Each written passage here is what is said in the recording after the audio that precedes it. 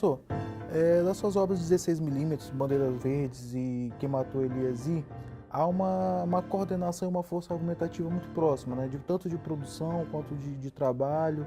O Bandeiras Verdes demorou um longo tempo de produção e no intervalo deles o Quem Matou Eliesi foi realizado, foi produzido. Fala um pouquinho de como foi pensar a obra, de onde surgiu a ideia do Bandeiras Verdes e como foi produzir o Eliesi durante o processo.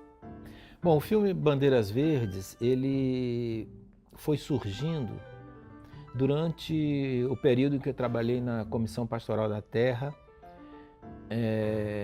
e viajei muito para a região do Pindaré, da região do Caru, e para desenvolvendo trabalhos de educação popular, né, sindical, focado na questão da educação sindical, por meio de produções audiovisuais. Esses audiovisuais que se chamava na época eram slides fotográficos projetados, acompanhados de uma trilha sonora gravada e editada em fita cassete.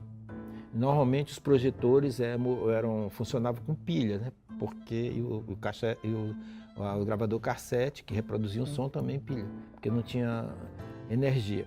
Então, Bandeiras Verdes ele não foi um filme, digamos que surgiu com o propósito de se tornar, né, um filme, né, da mesma forma que se fazia antes com o Super 8, ao lado dos projetos de produção de filmes, a gente fazia também registros sem a intenção sem um propósito daquilo se tornar um filme com edição, com trilha e tudo mais.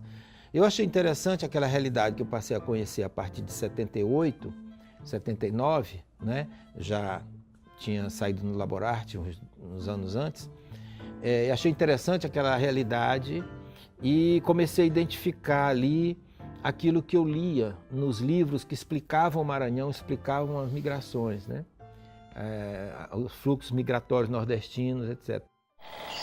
Foi a este tempo, nestas mesmas matas ainda espessas do vale do rio Caru, que vinha conhecer Domingos Bala e sua família. Corria o ano de 1979. Após 3 dias de barco, tendo margeado a área indígena dos Guajajara, mantive-me subindo o rio Caru. Para além dos derradeiros povoados, ganhei um de seus tributários, o Turizinho, e alcancei o local onde os Balas ergueram moradia.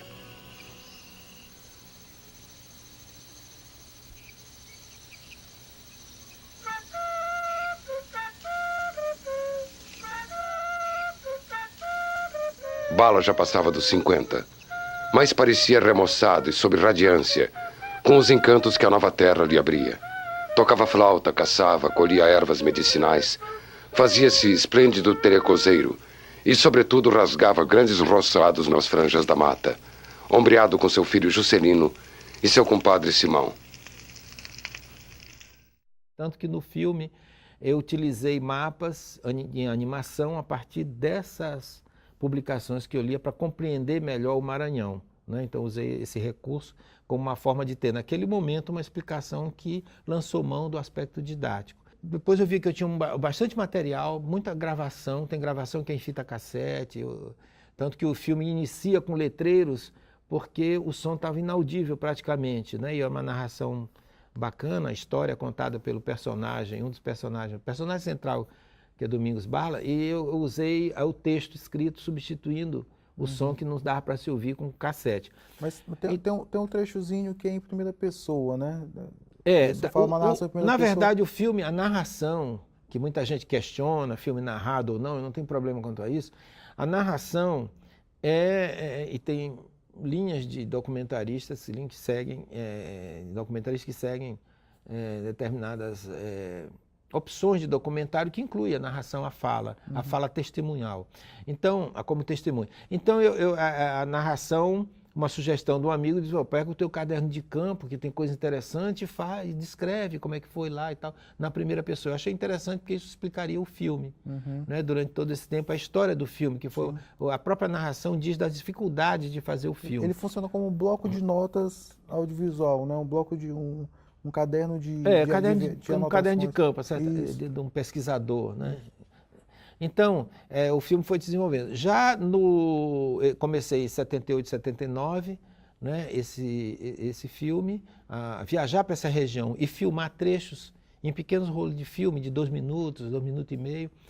E depois que eu tinha esse material, consegui com a Embrafilme, que existia uma diretoria de não comercial, eram 2 diretorias, comercial e não comercial, e esse setor patrocinava ou apoiava a pós-produção, a finalização dos filmes. E consegui, com a Embrafilme, essa finalização, mas para fechar o filme, ele foi feito com um equipamento para som direto, porque minhas câmeras movidas a corda, elas não sincronizavam com o som, né? A corda durava 16 segundos só, assim, em condições de sincronia. Depois ia até os 30 segundos no máximo, assim, sem sincronizar, já ficando lento.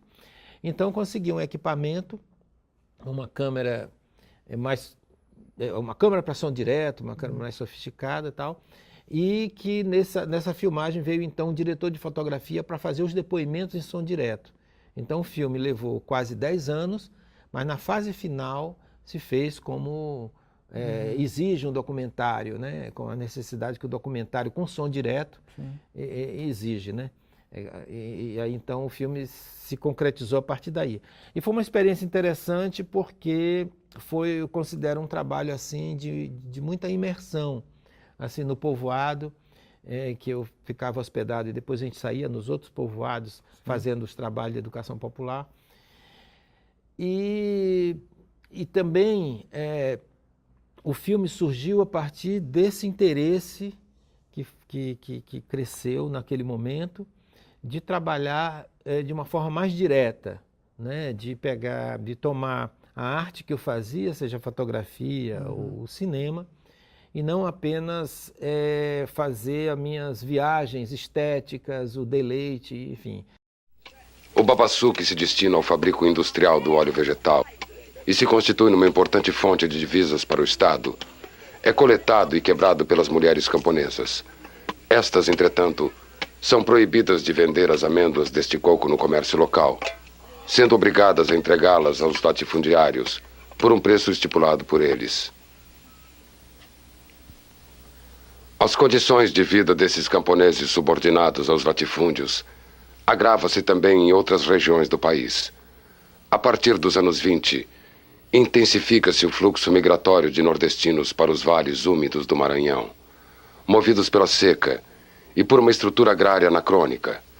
Esse fluxo de camponeses buscando terras livres corta o Maranhão no sentido leste-oeste décadas a fio. Em 1950, esta frente nordestina já atingira áreas para além do rio Mearim, e no fim da década já provocaram o surgimento de povoados que deram origem a cidades, como Santa Luzia, Bom Jardim e Santa Inês. É a partir dos anos 70, no entanto, com as grandes secas, que se consuma a ocupação camponesa da pré-Amazônia maranhense. Durante a produção do Bandeiras Verdes, a inserção do Eliasir, né? Durante esses 9 anos do Bandeiras Verdes. O Eliasir ele fez parte desse processo de imersão, né? O Eliasir fala do falecimento da personagem principal, né? O Elias, né? Por isso, compartilhando essa força, né? Ele faz parte também dessa imersão sua durante esse processo. O Bandeiras Verdes ele acontece numa região próxima a Santa Luzia, chamada Santa Luzia do Tide. E toda essa área, principalmente nesse período, década de 70, era de muitos conflitos, muitos assassinatos, muita impunidade, né? E a entidade que eu trabalhava, a Comissão Pastoral da Terra, tinha um trabalho também lá com o sindicato de Santa Luzia, que o presidente, naquele momento, era o Eliasir Costa Lima, chamado de Zizi.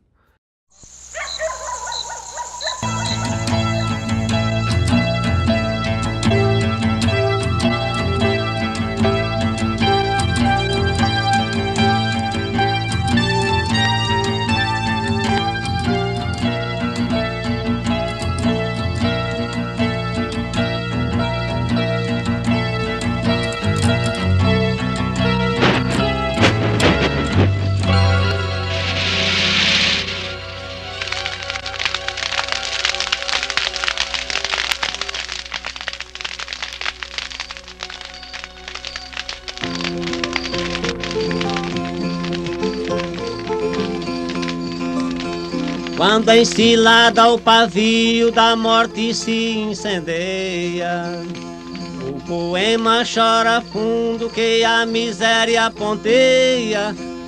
Viola consola o mundo enquanto a dor serpenteia.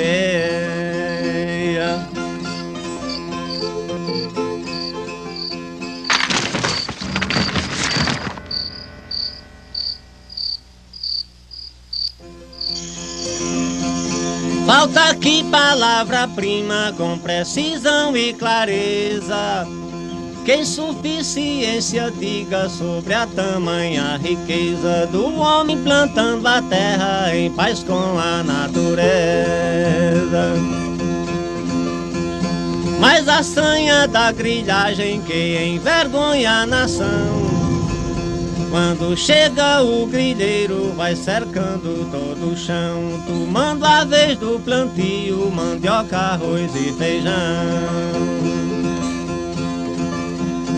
O grilheiro rouba a terra garantido e apoiado por polícia e pistoleiro que atuam do mesmo lado, depois registra em cartório de juízo rasurado.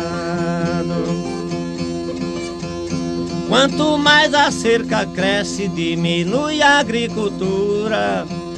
Cresce o capim na fazenda e o boi do rico em fartura, mas pro lavrador só cresce seu rosário de amargura.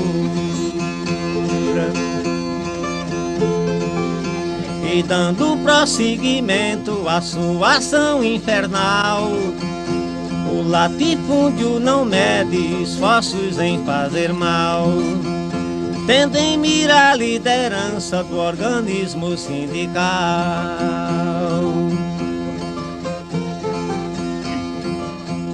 A 21 de novembro no calendário se lê, do ano 82, arrepia até dizer que um líder sindical tá marcado pra morrer.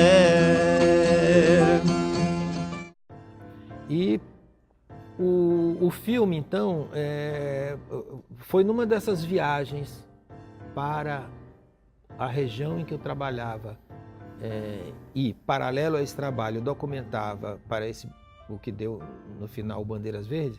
Uma dessas viagens coincidiu no dia que o Eliassi foi assassinado na feira, um domingo. Então a gente esticou um pouquinho, né? Nessa viagem eu fui com outras pessoas, a viagem na direção já de Santa Luzia e filmei, nem cheguei aí depois para a região de Caru, porque já passamos 2 dias lá em Santa Luzia, e eu aproveitei aquele momento para registrar em película 16mm os funerais do Eliassi. Logo depois, então, eu pensei em fazer um filme, mas só que eu não tinha as situações que antecederam aí os conflitos. Sim. Da morte do Zizi, que foi incêndio de casas dos trabalhadores rurais, que ele foi em defesa desses trabalhadores, das famílias de trabalhadores rurais. Então, eu decidi fazer em desenho, utilizando os desenhos característicos dos audiovisuais que a gente fazia no trabalho de educação popular. Porque os desenhos, nesse trabalho, nessas ações de educação popular que se fazia com audiovisual, fotos paradas, projetadas, muitas delas não usamos as fotografias, eram fotografados desenhos, como uma forma de segurança até. Sim. Então, muitos daquelas trabalhadores que narravam o seu conflito citavam nomes de grileiros e tudo mais. Então, por uma questão de preservar, eles eram mudados nomes e transformados em desenhos, como se fosse uma história em quadrinho projetada, né, para ajudar nos debates, nas discussões.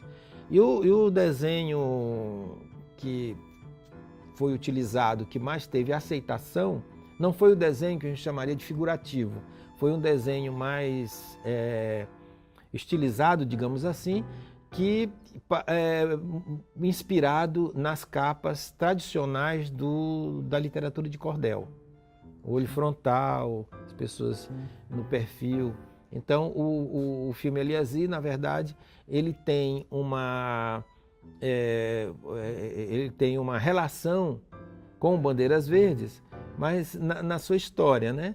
Na forma com que ele foi produzido, porque o Bandeiras Verdes surgiu a partir nas várias viagens, foi documentado aos poucos, né? E pensado depois do filme nas várias viagens que eu fiz para essa região, com esses trabalhos de educação popular que usava desenho semelhante ao que foi utilizado no Eliassi, só que do Eliassi em animação, né? Que os desenhos daqueles audiovisuais eram parados. Mas tem uma citação também, umas imagens breves da situação do Eliassi no Bandeiras Verdes. Isso. Tem o filme corta logo depois do desenho do assassinato, né, e faz o corte logo para a cobertura da passagem do velório, do corpo do Eliassi, do enterro, né, do próprio Eliassi. Eu sei que foi uma estratégia, vamos dizer assim, foi talvez uma falta de opção de fazer esse registro das passagens do conflito, mas da forma que foi utilizada, os desenhos em cordel funcionou para manter talvez um caráter didático do cenário da época, né? Porque aquele cordel que passa, ele é perfeitamente utilizável em qualquer história do campo hoje, na época e hoje ainda no Maranhão, que é esse conflito de terra, é uma história comum, compartilhada por vários campesinos. Então, talvez a estratégia do cordel, ela dê esse reforço, como tu falaste muito, da importância didática da obra, da conscientização da obra, que ela tem a servir. A ideia do cordel, que também se usou muito em cartilhas também nesse processo, nesse trabalho de educação popular ou educação sindical,